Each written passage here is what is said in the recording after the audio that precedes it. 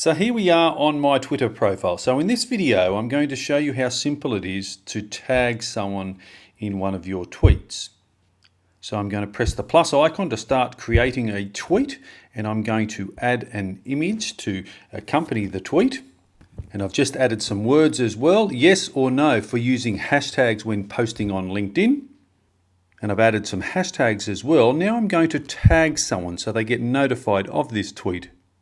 So to start tagging someone, we start with the @ symbol, and then we would start to type in their name, and then up Twitter are going to auto suggest people. So I'm actually going to tag Elon Musk in this tweet, and it is that simple. But I've used some best practices in this tweet as well. I've used an image, so I've used some short copy, and I've used the hashtag, and I've tagged someone. Let's press tweet, and there is my tweet with Elon Musk tagged.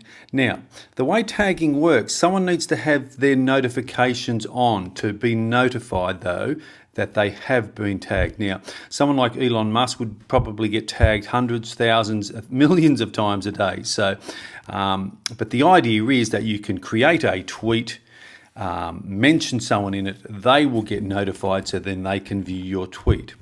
That's how simple it is to tag someone in a Twitter post.